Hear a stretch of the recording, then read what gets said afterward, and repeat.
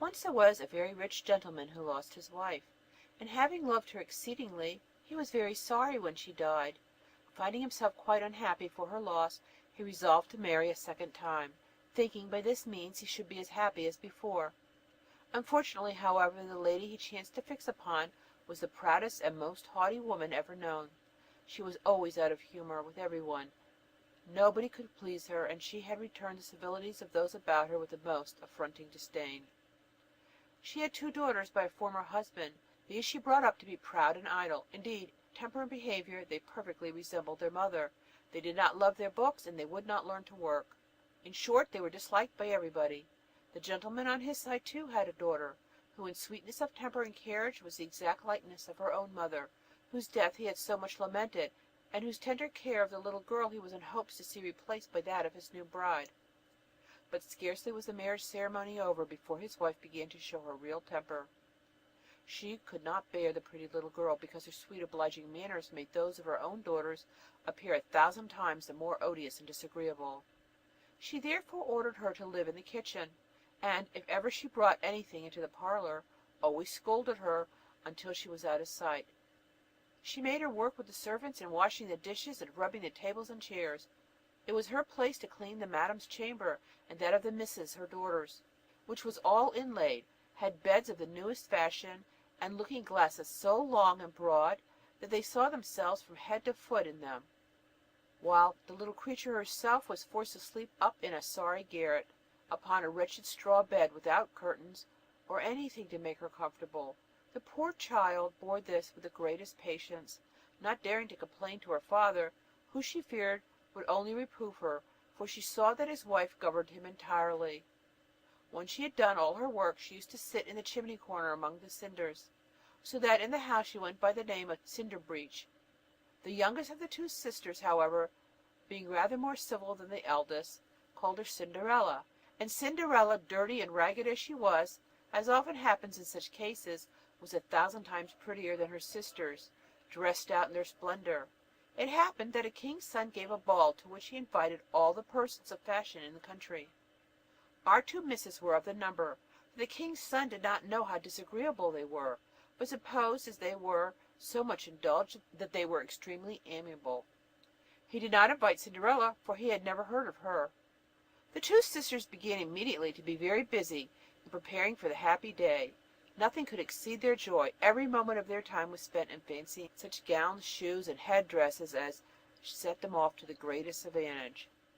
All this was new vexation to poor Cinderella, for it was she who ironed and plaited her sisters' linen. They talked of nothing but of how they should be dressed.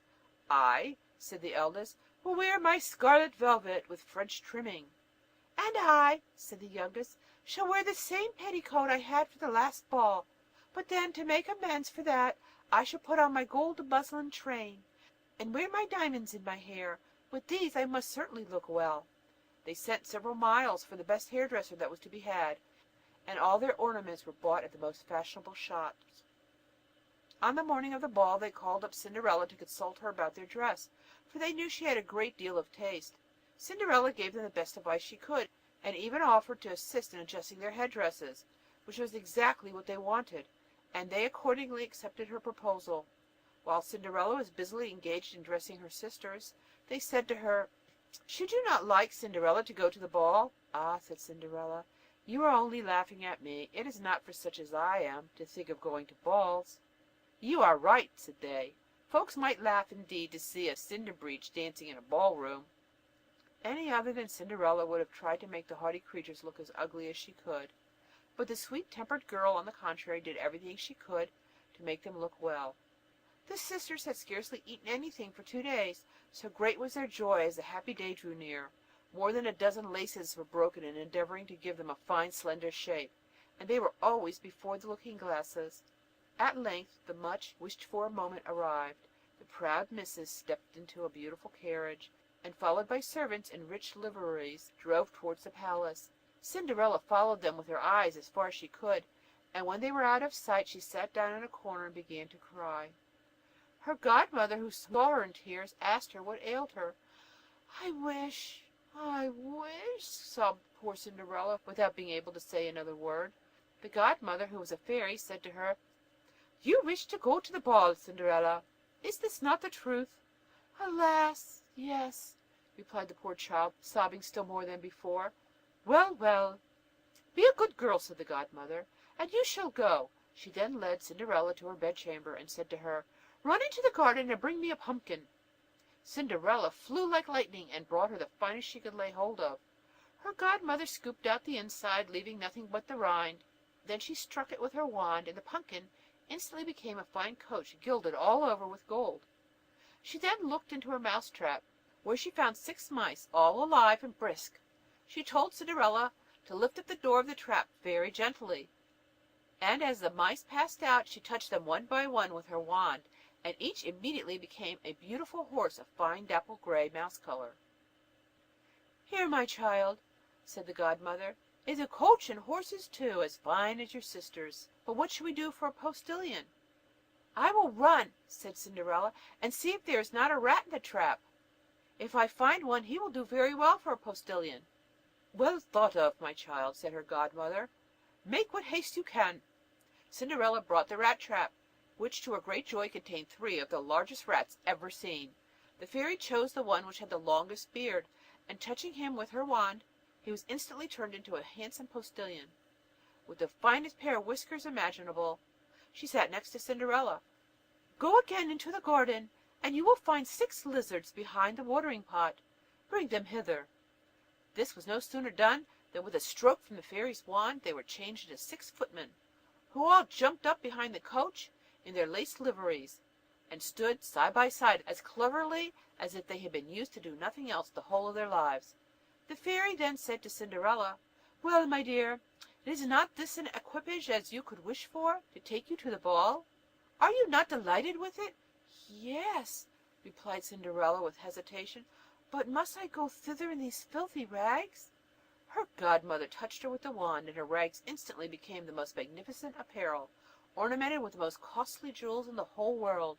To these she added a beautiful pair of glass slippers, and bade her set out for the palace. The fairy, however, before she took leave of Cinderella, strictly charged her on no account whatever, should she stay but a single moment after that time, her coach would again become a pumpkin, her horses mice, her footmen lizards, and her clothes be changed to filthy rags. Cinderella did not fail to promise all her godmother desired of her, and almost wild with joy, drove away to the palace. As soon as she arrived, the king's son, who had been informed that a great princess whom nobody knew was come into the hall, presented himself at the door of her carriage, helped her out, and conducted her into the ballroom. Cinderella no sooner appeared than everyone was silent. Both the dancing and the music stopped, and everybody was employed in gazing at the uncommon beauty of this unknown stranger. Nothing was heard but whispers of, How handsome she is! The king himself, old as he was, could not keep his eyes from her, and continually repeated to the queen that it was a long time since he had seen so lovely a creature. The ladies endeavored to find out how her clothes were made, that they might get some of the same pattern for themselves the next day, should they be lucky enough to meet with such handsome materials, and such good work people to make them. The king's son conducted her to the most honorable seat, and soon after took her out to dance with him. She both moved and danced so gracefully that everyone admired her still more than before, and she was thought the most beautiful and accomplished lady they ever beheld. After some time a delicious collation was served up, but the young prince was so busily employed at looking at her that he did not eat a morsel. Cinderella seated herself near her sisters, paid them 1,000 attentions, and offered them a part of the oranges and sweetmeats which the prince had presented her, while they on their part were quite astonished at these civilities from a lady whom they did not know. As they were conversing together, Cinderella heard the clock strike 11 3/4. She rose from her seat, curtsied to the company, and hastened away as fast as she could. As soon as she got home she flew to her godmother, and after thanking her 1,000 times, told her she would give the whole world to be able to go again to the ball the next day, for the king's son had entreated her to be there. While she was telling her godmother everything that had happened to her at the ball, the 2 sisters knocked a loud rat-a-tat at the door, which Cinderella opened. "How late you have stayed," said she, yawning and rubbing her eyes and stretching herself as if just awakened out of her sleep, though she had in truth felt no desire for sleep since they left her. "If you had been at the ball," said one of her sisters, "let me tell you, you would not have been sleepy. there came thither the handsomest, yes, the very handsomest princess ever beheld. She paid us 1,000 attentions, and made us take part of the oranges and sweetmeats the prince had given her. Cinderella could hardly contain herself for joy. She asked her sisters the name of this princess, to which they replied that nobody had been able to discover who she was, that the king's son was extremely grieved on that account, and had offered a large reward to any person who could find out where she came from. Cinderella smiled and said, "How very beautiful she must be! How fortunate you are! Ah, could I but see her for a single moment! Dear Miss Charlotte, lend me only the yellow gown you wear every day, and let me go to see her." "Oh yes, I warrant you. Lend my clothes to a cinder breach? Do you really suppose me to be such a fool? No, pray, Miss Forward, mind your proper business, and leave dress and balls to your betters." Cinderella expected some such answer, and was by no means sorry, for she would have been sadly at a loss what to do, had her sister lent her the clothes she asked of her. The next day the two sisters again appeared at the ball, and so did Cinderella, but dressed much more magnificently than the night before. The king's son was continually at her side, and said the most obliging things imaginable to her. The charming young creature was far from being tired of all the agreeable things she met with. On the contrary, she was so delighted with them, she entirely forgot the charge her godmother had given her. Cinderella at last heard the striking of the clock, and counted 1, 2, 3 on till she came to 12, though she thought that it could be but 11 at the most. She got up and flew as nimbly as a deer out of the ballroom. The prince then tried to overtake her, but poor Cinderella's fright made her run the faster. However, in her great hurry she dropped one of her glass slippers from her foot, which the prince stooped down and picked up, and took the greatest care of it possible.